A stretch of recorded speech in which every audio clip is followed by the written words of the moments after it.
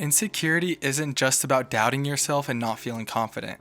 It's about the fear of change, that once you let your walls down and become vulnerable, you might get hurt and nothing will ever be the same. Words Bubble Up Like Soda Pop might be the most colorful anime movie I've ever seen. It's a simple story about a summer romance, but underneath that simplicity, it's a movie about fear.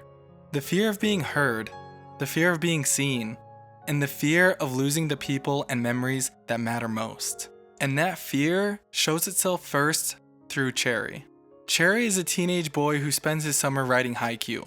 Not because he wants to be a poet or something, but because writing lets him express himself in ways speaking never does. You see, Cherry is an introvert. He isn't very comfortable talking out loud, especially around people he doesn't know. Outside of his family and a couple of close friends, the idea of speaking, even if it's reading his own haiku out loud, terrifies him. He wears large headphones whenever he's around others, because he's learned that even though he's not listening to anything, they create distance. They give him the appearance of being occupied, and more importantly, left alone. His insecurity comes from a place that feels painfully real, especially to me. When I was a kid, I couldn't pronounce my R's, so I had to go to speech therapy, and I was absolutely terrified to say any word that had the letter R in it. My best friends, they're still my best friends to this day, so I'm telling the story. My best friends would take my shoes and throw them on top of the house, and they'd be like, "Oh, where's your shoes?" And I would say woof instead of roof. And I would be so embarrassed, and I was so insecure about it.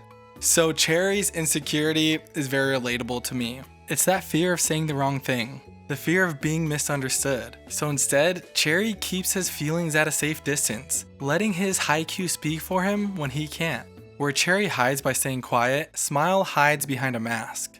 She's insecure about her teeth, so the mask becomes something she never takes off. Not with friends, not online, not even when she's smiling for the camera.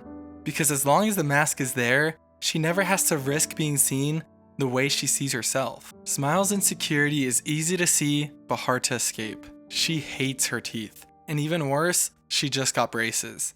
So the mask becomes her way of controlling how the world looks at her. As long as it's there, she never has to wonder what someone is really thinking. She never has to catch a glance that lingers too long, or a smile that feels like a judgment instead of kindness. What makes Smile's fear feel so real is that she doesn't hide from people. She actually puts herself out there. She's a social media influencer, so she records videos, she lets herself be watched, but it's always on her terms. The mask locks her into a version of herself that feels safe, one she can repeat over and over again without any risk. Because for Smile, the problem isn't being noticed, it's being seen, without the chance to brace herself for how someone might react. Being insecure of how you look might be the most common insecurity in my opinion.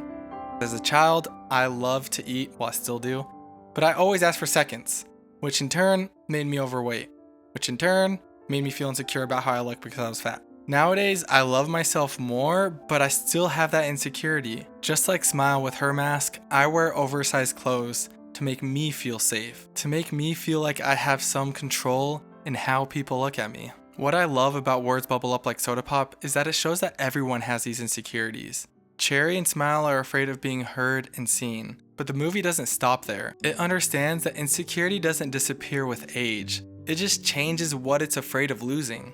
Fujiyama's insecurity doesn't come from a place where he's scared of being heard or seen. Honestly, look at his face. He probably does not give two. He doesn't care. Instead, Fujiyama's insecurity comes from the fear of forgetting. He spends the summer searching for a lost vinyl record. Not one that's super rare or valuable, that's gonna make him tons of money, but one that holds the last memories of his wife. For Fujiyama, the record isn't an object, it's proof. Proof that the love he shared was real, and that it still exists somewhere outside his fading memory. Without it, he's terrified that those moments will disappear, that the person who mattered most to him will slowly slip away. His fear is quiet and it's patient.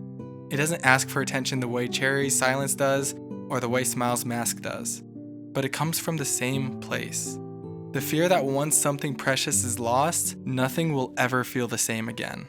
Now I know what you're thinking, how I was going to connect Fujiyama's insecurity to one of my own, but actually I don't have one.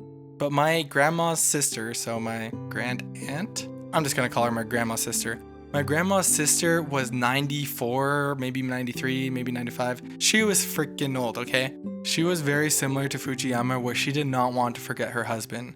And she would sing the songs that he wrote her all the time. And it was a beautiful thing to watch. This super old lady do whatever she could to never forget her late husband. So even Fujiyama's insecurity in the end was something that I could still relate to because I saw it within someone else. And that's what's so great about this movie. Words Bubble Up Like Soda Pop understands that insecurity isn't something we outgrow. It's something we carry with us, changing shape as we move through life. From the fear of saying the wrong thing, to the fear of being seen for who we are, to the fear of losing people and memories that define us. The movie doesn't promise that opening up will fix everything. It only suggests that staying closed off costs more in the long run. That vulnerability is never safe, but it's the only way we're ever truly understood. If you haven't seen this movie yet, I'm sure you would relate to at least one of these characters. If not, I hope it'll enlighten you about insecurities that other people may have, because sometimes being aware of what other people are going through is a way for us to connect with them, and in turn, we can build relationships with each other. And hopefully it's with a cute girl so you can end up together and live happily ever after. But that's it for today, guys. Thank you so much for watching, and if you like this video, then please leave a like. I felt like it was just kind of an excuse for me to talk about my insecurities, so thank you so much for listening. Please subscribe if you want to hear me talk about my trauma some more. I'm just kidding. I'm going to talk about anime movies. But please subscribe. Anyways, guys, my name is Sway. I like anime, and peace.